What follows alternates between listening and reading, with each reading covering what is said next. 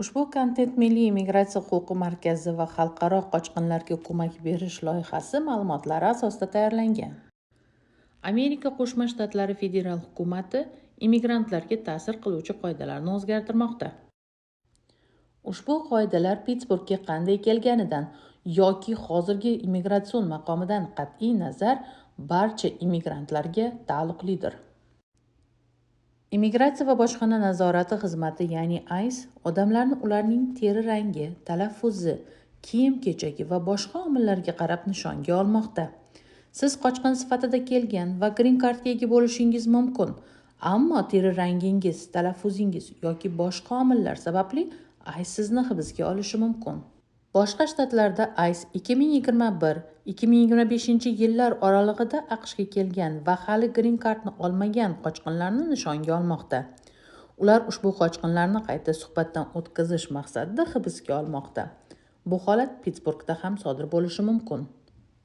2026 yil yanvar holatiga ko'ra qayta suhbatdan o'tkazish bo'yicha ma'lumotlar noaniq va o'zgarib turibdi. Biroq xalqaro qochqinlarga yordam loyihasi IRAP quyidagicha ma'lum qiladi. Siz allaqachon green cardga ega bo'lsangiz yoki unga ariza topshirgan bo'lsangiz ham qochqinlik arizangiz bo'yicha so'roq qilingashingiz yoki qayta suhbatdan o'tkazilishingiz mumkin. Agar siz ingliz tilini yaxshi bilmasangiz, suhbatni o'z tilingizda o'tkazish huquqiga egasiz. Qayta suhbat davomida sizdan nima sababdan o'z mamlakatingizni tark etganingiz yoki nima uchun u yerga qaytishdan qo'rqayotganingiz haqida ko'plab savollar berilishi mumkin. Bu savollar siz xorijda suhbatdan o'tayotganingizda allaqachon javob bergan savollaringizga juda o'xshash bo'lishi mumkin. Siz dastlabki suhbatlaringizda qanday javob bergan bo'lsangiz, xuddi shunday ehtiyotkorlik bilan va vijdonan javob berishingiz kerak. Siz ICE tomonidan nohaq hibsga olinish ehtimoliga tayyor turishingiz kerak. Oldindan choralar ko'ring. Quyidagilarni amalga oshirishingiz mumkin. Birinchi, o'zingiz va oilangiz uchun reja tuzing. Ready Now ilovasini yuklab olishdan boshlang. Ready Now ilovasi favqulodda bolalar parvarishi, shaxsiy xavfsizlik, huquqiy himoya va boshqa masalalar bo'yicha ko'rsatmalarni qayd etishga yordam beradi. Favqulodda holat yuz berganda ushbu ma'lumotlarni qabul qilishi uchun aloqa uchun shaxslarni biriktirishingiz mumkin. Ushbu ilovadan qanday foydalanish bo'yicha mavjud video havolalar videomiz izohlarida joylashtiriladi. Ilova ingliz, ispan, koreys, fransuz, gaiti, kreol, xitoy, arab, dari va pashto tillarida mavjud. Boshqa tillar uchun ushbu videoni tomosha qiling yoki ingliz tilini biladigan ishonchli kishidan ilovani yuklab olish va ma'lumotlarni to'ldirishda yordam so'rang. Ikkinchi, muhim hujjatlarning nusxalarini tayyorlang. Agar asl nusxalar yoningizda bo'lmasa, ularni xavfsiz joyda saqlang. Zarurat tug'ilganda ularni qayerdan topish mumkinligini yaqin qarindoshingiz yoki do'stingizga aytib qo'ying. AQShdan tashqarida tug'ilganligingizni ko'rsatadigan hujjatlarni, masalan, chet el pasportini yoningizda olib yurmang va huquqni muhofaza qiluvchi organlarga ko'rsatmang. Ular bundan sizni deportatsiya qilish uchun foydalanishlari mumkin. Vaziyatingizga qarab yoningizda olib yurishingiz kerak bo'lgan hujjatlarni aniqlab oling. Agar sizda amaldagi immigratsiya maqomi bo'lsa, quyidagi hujjatlarning nusxasini tayyorlab, ularni doimo yoningizda saqlang. Green card, boshpana so'rash yoki qochoq maqomi, amaldagi talabalik vizasi yoki boshqa turdagi viza, yoki muddati tugamagan vaqtinchalik himoya maqomi TPS. Qonunga ko'ra siz doimiy yashash kartangizni yoki maqomingizni tasdiqlovchi immigratsion hujjatlarni yoningizda olib yurishingiz shart. Agar huquqni muhofaza qiluvchi organ xodimi hujjatlaringizni ko'rsatishni so'rasa, ularga nusxasini ko'rsating. Agar siz qochqin sifatida kelgan bo'lsangiz, ammo hali green cardni olmagan bo'lsangiz, quyidagi hujjatlarning nusxasini tayyorlang. I-94 hujjatingiz, shuningdek kirish-chiqish qaydi deb ham ataladi. Transportga chiqish xatingiz, shuningdek boarding foil deb ham ataladi. Ishlash uchun ruxsatnoma hujjatingiz, shuningdek work permit kartasi ham deb ataladi.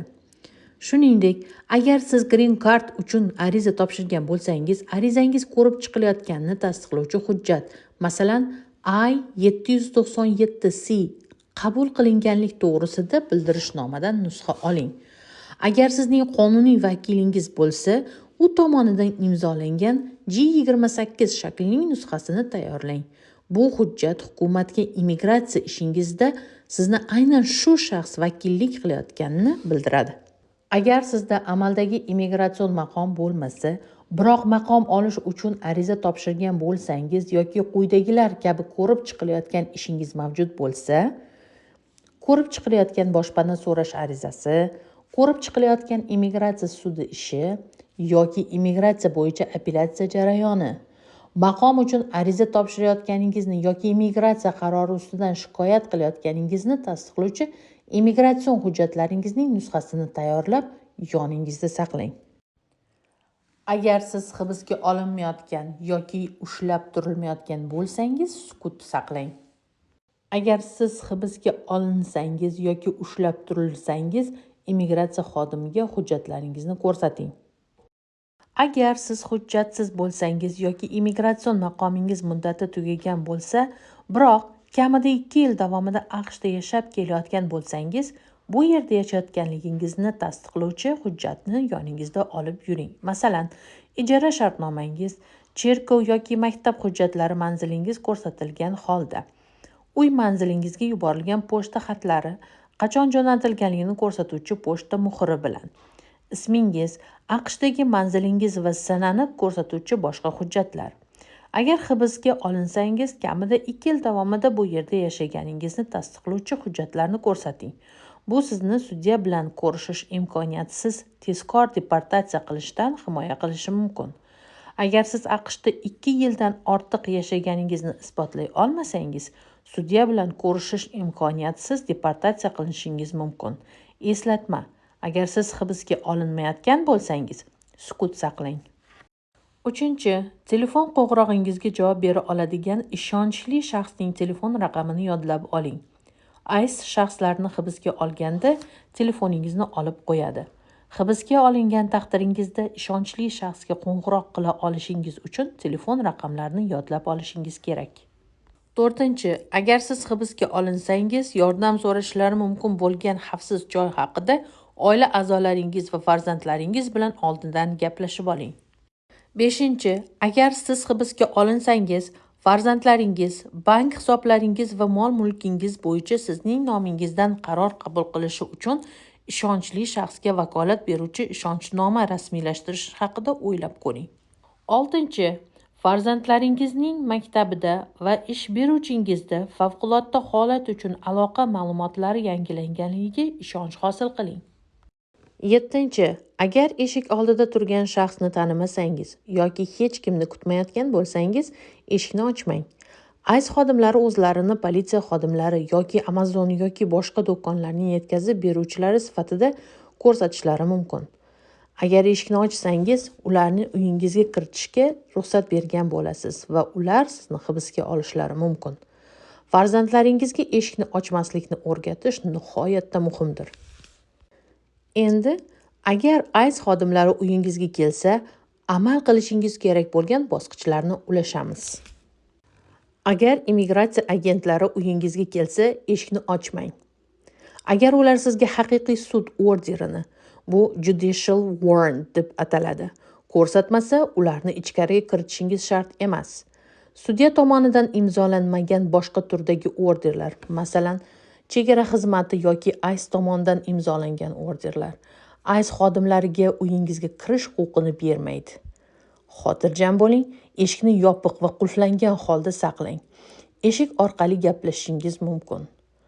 Ularni ichkariga kiritgan taqdiringizda ham siz sukut saqlash huquqiga egasiz. Savollarni eshik orqali bering. Immigratsiyadanmisiz deb so'rang. Nima sababdan bu yerdasiz deb so'rang. Ulardan xizmat guvohnomasi yoki nishonini ko'rsatishini so'rang. Ular uni deraza yoki eshik tuynugiga tutib ko'rsatishlari mumkin. Ko'plab turli xodimlar, masalan politsiya yoki boshqa federal agentlar ham immigratsiya bilan hamkorlik qilishi mumkin. Shuning uchun eshigingiz oldida kelgan tanimaydigan har qanday shaxsni doimo so'rab surishtiring. Ehtiyot bo'ling. immigratsiya agentlari yolg'on gapirishi mumkin. Ular gaplashmoqchimiz, bir narsani tekshirmoqchimiz yoki tezda ko'z yugurtirib chiqmoqchimiz deb aytishlari mumkin. Ularni ichkariga kiritmang.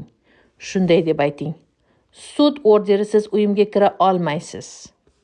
Agar ular orderi borligini aytishsa, ulardan orderni eshik tagidan ichkariga yuborishlarini so'rang. Eshikni ochmang. Immigratsiya agentlari ba'zan sudya tomonidan imzolanmagan, haqiqiy sud orderi hisoblanmaydigan hujjatni ko'rsatishlari mumkin. Agar order haqiqiy bo'lmasa, ularga ketishlari kerakligini ayting. Eshikni yopiq va qulflangan holda saqlang.